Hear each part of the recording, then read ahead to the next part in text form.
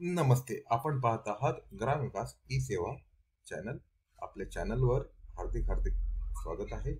आजचा विषय सर्वांसाठी घरे 2022 या धोरणांची अंमलबजावणी करण्यासाठी ग्रामीण भागातील शासकीय जमिनीवरील निवासी प्रयोजनासाठी केलेली अतिक्रमणे नियमाकुल करण्याची धोरणाची अंमलबजावणी करण्यासाठी मार्गदर्शक सूचना.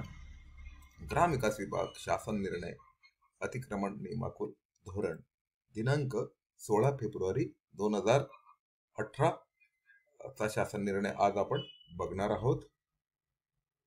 तर महाराष्ट्र शासन ग्रामविकास विभाग शासन निर्णय क्रमांक प्र आयो 2017 क्र 348 योजना 10 दिनांक 16 फेब्रुवारी 2018.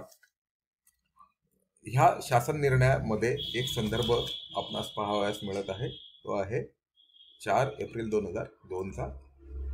ह्या शासन निर्णयाची प्रस्तावना आपण बघूया. केंद्र व राज्य सरकारने सन 2022 पर्यंत ग्रामीण भागातील सर्व बेघर कुटुंबांना घर देण्याची महत्वाकांक्षी मोहीम हाती घेतली आहे. याकरिता केंद्र पुरस्कृत प्रधानमंत्री आवास योजना, ग्रामीण व राज्य पुरस्कृत रमाई आवास योजना, शबरी आवास व इतर योजनांची अंमलबजावणी राज्यात केली जात आहे. प्रधानमंत्री आवास योजना ग्रामीण अंतर्गत लाभार्थ्यांची निवड सामाजिक आर्थिक व जात सर्वेक्षण 2011च्या माहितीच्या आधारे केली जाते. या योजनेअंतर्गत लाभार्थ्यांना प्रति घरकुल साधारणतः क्षेत्र रुपये 1,20,000, डोंगराळ व नक्षलग्रस्त भागासाठी 1,30,000 अर्थसहाय्य दिले जाते. या व्यतिरिक्त महात्मा गांधी राष्ट्रीय ग्रामीण रोजगार हमी योजनेतून अकुशल मजुरीच्या स्वरूपात 90 दिवसाच्या मजुरीसाठी 18,000 रुपये व घरकुलामध्ये शौचालय बांधल्यास स्वच्छ भारत अभियानातून 12,000 प्रोत्साहन रक्कम दिली जाते. मुद्दा क्रमांक 2, प्रधानमंत्री आवास योजना ग्रामीण अंतर्गत लाभार्थ्यांची निवड सामाजिक आर्थिक व जात सर्वेक्षण 2011च्या माहितीच्या आधारे ग्रामसभेमार्फत प्रतीक्षा यादी तयार केली जाते. या प्रतीक्षा यादीनुसार घरकुलाचा लाभ दिला जातो. तर राज्यस्तरीय गृहनिर्माण योजना अंतर्गत सामाजिक आर्थिक जात सर्वेक्षण 2011च्या माहितीच्या आधारे प्रधानमंत्री आवास योजना ग्रामीण करिता तयार करण्यात आलेल्या प्रतीक्षा यादी बाहेरील पात्र लाभार्थ्यांना लाभ दिला जातो. तथापि या सर्व घरकुल योजनेअंतर्गत घरकुलाचा लाभ मिळवण्यासाठी स्वतःची जागा असणे आवश्यक आहे. केंद्र पुरस्कृत प्रधानमंत्री आवास योजना व अन्य राज्य पुरस्कृत ग्रामीण घरकुल योजनेअंतर्गत घरकुल पात्र परंतु जागेअभावी घरकुलाच्या लाभापासून वंचित असलेल्या लाभार्थ्यांची संख्या मोठ्या प्रमाणावर आहे.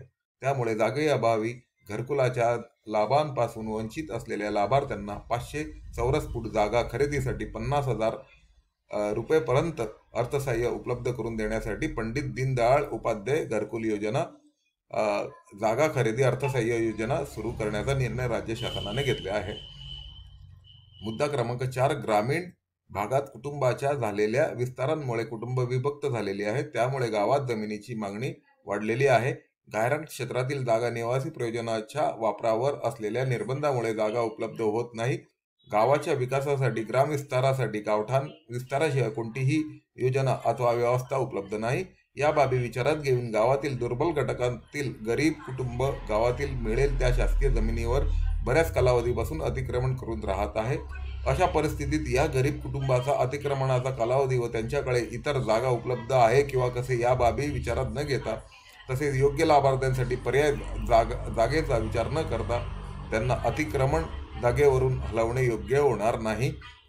मुद्दा क्रमांक 5, याविषयी या बाबी विचारात घेऊन ग्रामीण भागातील अतिक्रमण या विषयाची वरील संदर्भीय परिपत्रकातील संबंधित तरतूद अधिक्रमित करून सुधारित धोरण निश्चित करण्याचा प्रस्ताव शासनाच्या विचाराधीन होता.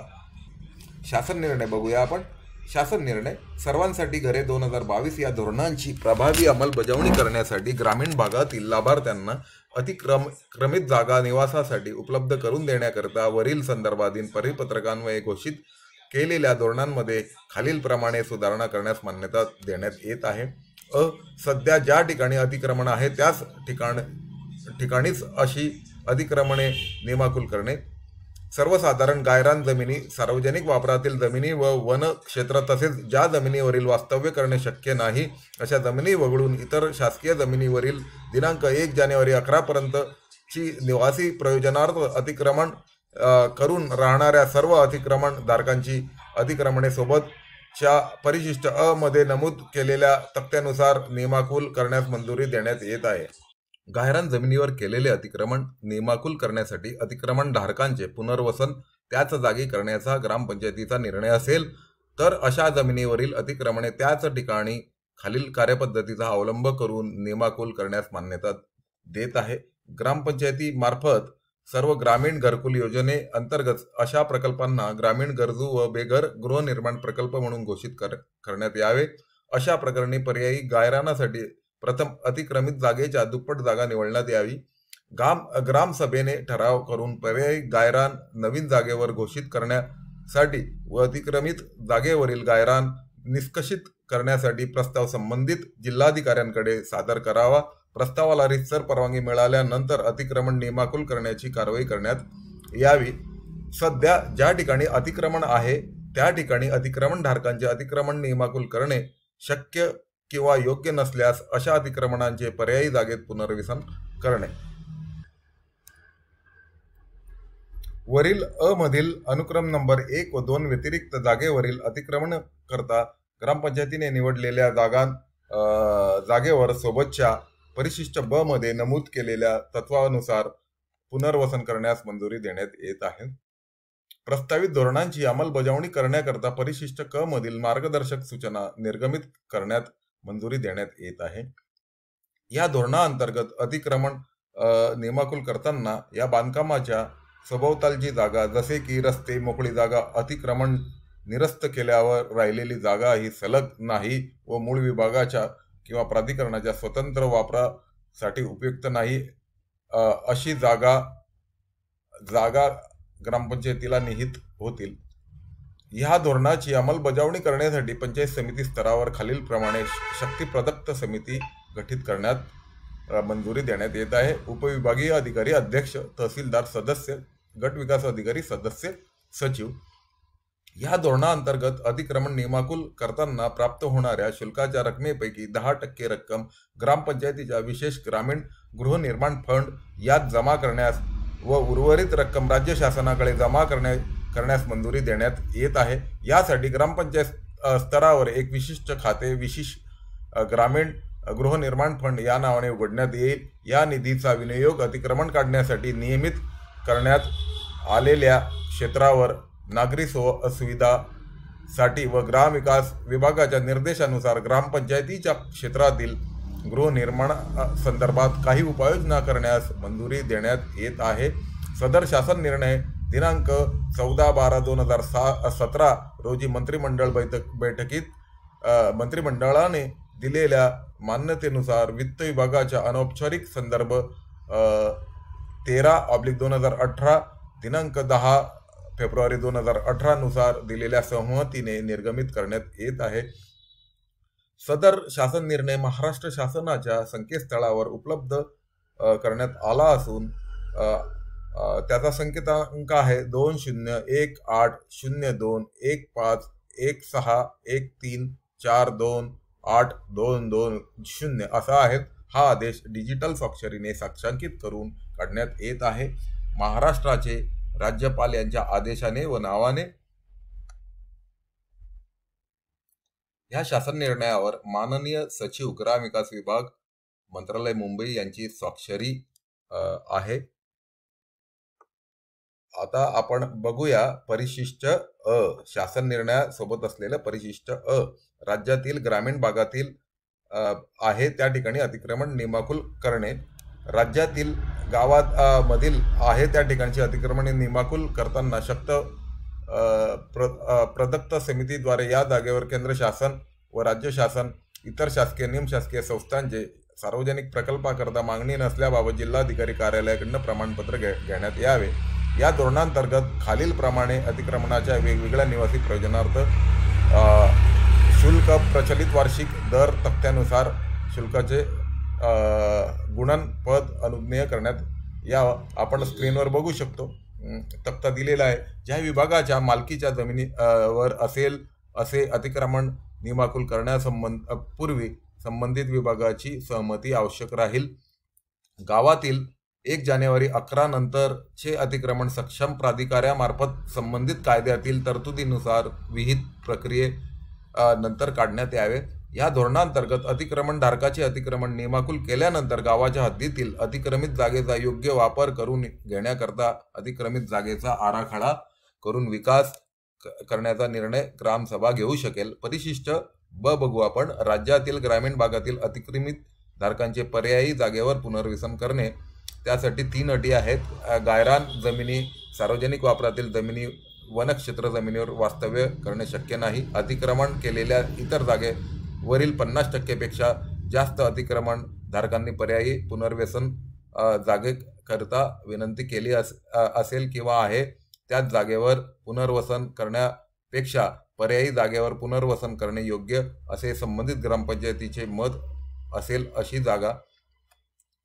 या पुनर्वसनामध्ये प्रस्तावित पर्यायी जागेमध्ये अतिक्रमण धारकांना 500 चौरस फूट एवढी जागा भूखंड अनुज्ञेय राहील. राज्यातील गावामध्ये शासकीय जमिनीवरील 1/1/2011 अथवा त्यापूर्वीची निवासी प्रयोजनार्थ अतिक्रमण करून राहणाऱ्या ज्या कुटुंबाचे ग्रामपंचायतीमध्ये पर्यायी निवास व्यवस्था नाही, जे लाभार्थी पंडित दीनदयाळ उपाध्याय घरकुल जागा खरेदी अर्थसहाय्य योजनेअंतर्गत पात्र ठरत अशा घरकुल पात्र कुटुंबांना भूखंड किंवा मोकळ्या जागेचे वाटप विनामूल्य करण्यात या.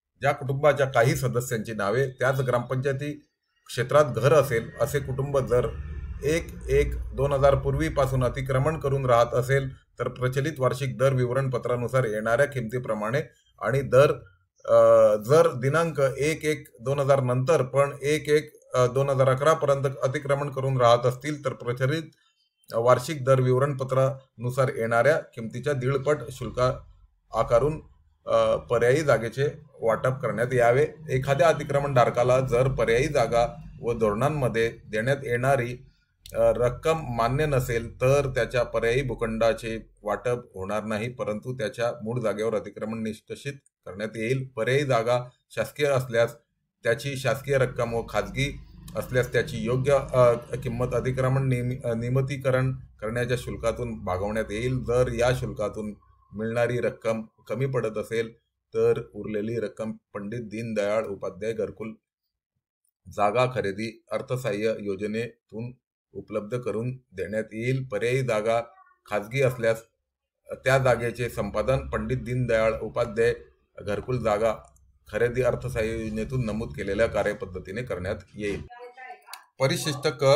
सदर धोरण राबवण्यासाठी सर्वसाधारण सूचना यामध्ये दिलेल्या आहे. परिशिष्ट क मध्ये त्या साधारणतः ज्या आहेत त्या 18 अटी व शर्ती आपणा शासन निर्णयासोबत दिलेल्या आहेत. त्या आपल्या स्क्रीनवर आपण बघू शकता. तर आपणास एक विनंती आहे, आपण अद्यापही आमच्या ग्रामविकास चॅनलला सबस्क्राईब केले नसेल तर कृपया सबस्क्राईब करून घ्यावे, जेणेकरून आपणास रोज प्रसारित होणारे नवनवीन व्हिडिओ आपल्यापर्यंत आम्ही पोहोचवू शकतो. एक सूचना आहे, ग्रामविकास चॅनल हे कर्मचारी अधिकारी यांना दैनंदिन कामकाजात आस्थापनाविषयक लेखाविषयक योजनांची माहिती प्राप्त व्हावी. दैनंदिन कामकाजात अचूक वापर करून शासन निर्देशानुसार अचूक अंमलबजावणी करता यावी या उद्देशाने निर्मित केलेले आहे. सदर चॅनल निर्मितीचा कोणताही व्यावसायिक हेतू नाही. अधिक अभ्यासासाठी अद्ययावत मूळ नियम व अद्ययावत शासन निर्णयांचे वाचन करावे तथा उपयोग करावा. माहिती उपयोगात आणण्यापूर्वी अद्ययावत माहिती घेण्याची जबाबदारी आपली असेल. तथापि अनावधानाने राहिलेल्या त्रुटी वा चुकींसाठी जबाबदार ग्रामविकास सेवा चॅनल व टीम राहणार नाही. त्रुटी चूक निदर्शनास आणून दिल्यास सुधारणा करता येईल. आजचा व्हिडिओ आणि विषय आपणास कसा वाटला याबाबतची कमेंट आपण कमेंट बॉक्समध्ये नोंदवायची आहे. तर आजचा व्हिडिओ आपण इथेच थांबवणार आहोत. ग्रामविकास सेवा टीमतर्फे आपले खूप खूप आभार. धन्यवाद.